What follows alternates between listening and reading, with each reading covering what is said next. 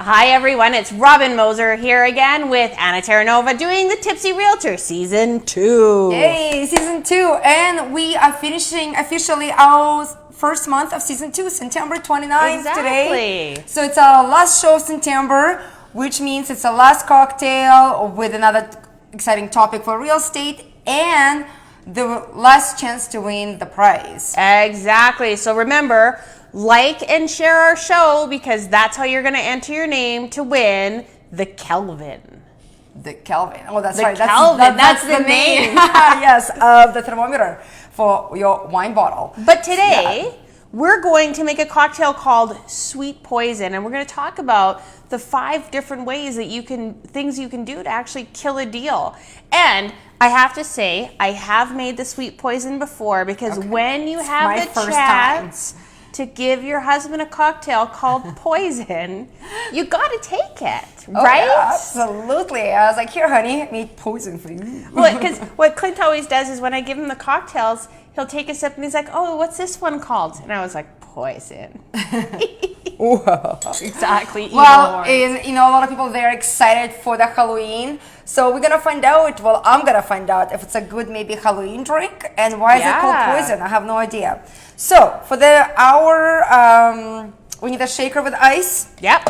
We need 1 ounce of Bacardi rum. That's right. And that's this shot right here. That is. You can pour that in. Then we're going to do 2 ounces of Malibu coconut rum. That's right. And 1 ounce of blue Caraco. Is that Caraco? Caraco. That's kind of how I say it. Yeah. Okay. Or Carasso. You can say Carasso or Caraco. I don't know. All right. So you combine all that in a shaker. And here's the little... And then you shake it till it's nice and cold. Exactly. I always find that blue Caraco is kind of a cool one to do drinks in because it gets some neat colors. That's right. Yeah. Let's see what it's going to be looking like. All right. So once you shake it, you strain it into your glass, and you see that nice, beautiful blue, bright blue color. It reminds me of that blue Hawaiian drink. That's right. Yeah. And if everything works out, I will be able to actually show you guys, because you can do this drink one of 2 ways. So you can actually do it where you... I'll be your bar assistant today. Where you can separate it and have that different color, or you can just mix it together and then you get kind of a cool color anyhow. So again, you take the spoon, and let's hope everything works out today, and you run the pineapple juice down the spoon. I don't think it's going to work. Look at me, I'm making a big mess. You need to have non-shaky hands for this one, I feel like. Exactly. And it's almost, I can see that it is layering. It's also layering on the countertop. But that's good. That gets the point across. So it is kind of layered in mine, but I'm going to have you guys take a look at Anna's. Yeah. And you can see with Anna's how hers is mixed and mine is layered. So you can do one or the other. It's entirely up to you. Yes, you can definitely see your blue layer on top. And then I just poured mine with ice. That's right. And then you can take your pineapple wedge, which is a nice look, and it kind of looks a bit like a... That's what I call a good lunch right here. That's we got fruit. Oh yeah, we got my pretty straws. Oh, there, mine went in. All right, let's So there we go. This is definitely a sit by the beach cocktail. But it is fun though too, because it does look like poison. I know why it's called Sweet Poison. Well, it's a good crowd pleaser, and I think it would be great for like a welcome cocktail for sure. Yeah, if you want to do like a fun drink for Halloween party. But I think if you have too many of these ones, tomorrow you're gonna die. Because like the sugar and the hangover. Oh yeah, the sugar and the hangover would be horrible. It's gonna kill you. So I understand this now. But at least you get food in it, because that makes it a good cocktail. So you we basically have 4 ounces of booze in there. So I know, right? It is. Yeah, but delicious. Very dangerous. I really like it. It's gonna sneak up on you. For yeah, sure. absolutely. Yes. Well, thanks, Robin, for introducing to another great cocktail. If you would like to poison your husband, I highly recommend this cocktail. No, not with real poison, of course. Make a few of those because I think it works in quantity. In quantity, make like a pitcher. So let's talk about the things that we can do. The five things that we can do. Well, not we, because we are professionals. We're realtors that are very experienced in this. But people generally do those kind of mistakes, and they kill the deal. Yeah. By not intended, right? Like Absolutely. Just sometimes it happens. So number one, when we start talking about it, emotions. That's what we brought it up right away. Getting way too emotional about the deal, about the things in the house, maybe some of the feedback that you received from the people. Because when we're negotiating a deal and we start finding, oh, well, your house is nice, but so this, and this needs to be done. And the seller sometimes gets overly emotional about, imperfections, so to speak, that the buyer is negotiating. And getting stuck up on things like that may cause a deal because two sides get too frustrated, too emotional, too angry with themselves. And sometimes it may prolong negotiations, not only within the day. Sometimes we negotiate for a week. Yeah. And by that time, people are like, well, I don't even care anymore if I want to sell this house to this person or not, right? So sometimes we have people who get way too emotional, way too frustrated and angry. Yeah. And then also, too, is when you start negotiating based on principles, and they're like, well, it's the principle of the matter. Well, what it should be about is what is market value, right? What is market value? Do you have the capacity to sell that house for that value? Do you have the capacity and qualification to buy that house for that value? And do you think the house is worth it? Because a lot of times, and I know I say it to all our clients too, is a lot of times in a negotiation, it's kind of he who cares less wins. And if you don't care, sometimes that makes it a little bit better. But if you're actually motivated to sell your house, don't sabotage yourself by thinking that you're making yourself look cool by walking away. Yes. If you're walking away, you're walking away because that's exactly what is happening. And the other thing too is piecemeal negotiating. That I think that kills a deal too, because then people start feeling like they're being nickeled and dimed. So when I say piecemeal negotiating, it's where you negotiate price, and then after you negotiate price, you try and come back and you negotiate possession, and then after negotiating possession, you try and negotiate conditions. Because here's the thing, is the contract is all in of itself. All the parts matter because people are willing to sell their house for this price if it includes this, and if the possession day is this, and if these conditions are here. Or you're willing to buy the house if the possession day is this, if the price is this, but all those factors change as soon as one change. So negotiate the contract in its entirety. That's right. Always. All factors matter in every counter offer you make. You know what else kills a deal in certain markets? Waiting too long to respond. Yes, absolutely. Because people, again, they're eager to buy, for example. And so ad structure works on both sides, right? Yeah. So the sellers sometimes are waiting to see if they're going to be more interest on the property and waiting to respond. And the buyer gets nervous and just, okay, well, we need to go look at some more properties, goes to look at the property and find something else. Yeah. Or on the other hand, when the seller counter offers the offer, for example, and the buyer is maybe getting cold feet, or I'm not sure, or is looking at other properties. Looking at other properties. Or the seller is coming and has someone else come in to buy the house when you're trying to buy it. Yeah. So I always tell both my buyers and sellers, always respond in timely manner. Yeah. You know what? If you taking it too long, as a realtor, I was like, okay, they take too long to respond. Something weird's going on the other side. Yeah. They're not serious. They don't want to work with us, and that's when people start looking to another side, right? Like, okay, what else is there? Exactly. Yeah, and also the major component of losing any deal is not being prepared. Always. It's like on the buyer and the seller side. Absolutely, yes. Well, for the buyer side, number one that you need to get sorted out before you even start looking at any homes physically is get your mortgage pre-approved. Talk to the mortgage specialist. make sure like some of the documents already been submitted.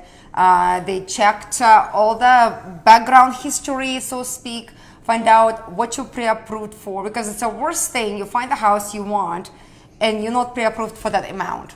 Or, oh yeah, that's the worst. Or you submit all your documents and on the back history they find out there is something that the bank does not like and therefore is not approving you for the mortgage, even the value is quite reasonable. So that's for the buyer. Number one, always talk to the mortgage broker first. I hate to see the faces of disappointment when you found the house and you had to let it go. That's like absolutely like heartbreaking for me as a realtor. Or as a seller, take care of all the maintenance items around your house. I always think it's funny when sellers are like, well, they'll find that in the home inspection. I'm like, why do you want to renegotiate in your home inspection, right? Like, just take care of it now so that you don't have to have it come up. Especially and you the simple ones, right? Exactly, but you can get a home inspector to come in and do a pre-inspection. And don't give it to the buyer, because trust me, any lawyer will tell you that. Yeah. But you can do the pre-inspection so you know what's going to come up in the home inspection, and then you can deal with those factors. And then you're never surprised, really, right? Because you're Exactly. ready for everything. And you can choose and fix what items you want to fix. If it's a substantial item, then you know you're not going to be fixing. You might give allowance to the buyer to fix that. You know, maybe put different pricing in. But it's good reality check for the sellers to do that. Absolutely. So those are some of them. And the other thing I would say is for a buyer or a seller, clean your house. That is a huge deal breaker for a lot of people. I don't think people realize the impact that a dirty house has on a showing. It's it is absolutely a deal breaker. Buyers quite often feel if the house is not well taken care of, most likely nothing else in the house is taken care of. You know, they want to, it's actually very interesting to me the psychology that goes behind it. I know, right? The buyers really want to buy a home that has that pride of ownership. It's like, you buying a home, make it your own, make your own pride. But they're like, I want, people are like, I see it, they're really proud of the home, they take care of it, I love it. It's just such that big bonus for the seller that they don't have to do anything except cleaning and really maintaining the home. Well, and not even on the psychology part. So I always tell my clients this too, is first of all, it takes 10 seconds to sell a house when people walk in. Yes. In the first 10 seconds, they will decide in or out if they're buying your home generally. They may take longer to process the information, but usually within 10 seconds, they've made their decision. Yeah. But then what's funny is how women and men look at houses so differently. Women, and I mean this in a very general sense, of course, everyone is individual and unique. But women, we walk into a house and we're like, who can I become? Yes. How will my life fit here? What is my vision? Yeah. And they start fitting their life into that house. So they're very more detailed oriented on the function of the house, where men walk in, and generally, again, on a general sense, you guys are all individual and unique. Yeah. But if men walk in and they're like, what's it going to cost me? Where's my space? What do I have to do to make her happy? How big is a garage? Exactly. Get those it's things, pretty basic. With men is cost, maintenance, where's their space, and then pretty much they're happy. And exactly. That's that psychology. And and it's also depends on how handy you are. If you're not super handy and you're looking at that long list of fixing things, you're like, oh dear God, now I have to hire somebody to do all this. How much is gonna cost me? People who are handy, oh, that's not a big deal. But you never know which one you're gonna get going through your door. So just to recap, 1 is emotions, 2 is negotiating based on principles, 3 is not being prepared. Yeah, get pre-approved. Yeah. 4 is not having the seller have their house ready. And 5, the big number 5, is not using a professional. That's a deal killer. Because that's when you make mistakes, because you need a professional to help you buy and sell a house. And you may think that you know everything about the market. And trust me, and I'm not trying to be rude when I say this, but I've been in lots of open houses with people when they sit here and they've never bought a house, but they're telling me how real estate works. And I've been selling houses for 23 years and you've been selling houses for 15. Yep. And they tell us how real estate works. We still get surprised once in a while. Exactly. And honestly, we experience this every day. We live and breathe real estate every day. We're the geeks that stay up late at night and read all the articles and research every minute detail that you don't even know that you should care about. Yeah. Exactly. And then we're the ones that get to be your sober second thought. Absolutely. Because your sober second thought is the person who keeps the emotions out of it. We keep you logical. We keep you focused on what your end game is. We have you challenge and question yourself. And I actually, sorry, I'm going to go off on a tangent, but I will stop after I'm done this. I just read a book, and it was called actually Mind Over Money. And I really, really liked the book. And it actually talked, was it Mind Over Money? Or was it... I think it was Mind Over Money. No, it wasn't Mind Over Money. Sorry. It was the other one that we read just before that. And it was actually talking about having... We're going to post that below if you're into books. Yeah. But the Mind Over Money was a good book too. But the one about... And he talked about having a challenge group and having people to challenge your beliefs to make sure that they're the right ones. And that's really, if you think about it, what we do a lot. Like, we constantly say, okay, this was your parameters for your house. This doesn't meet what you told me.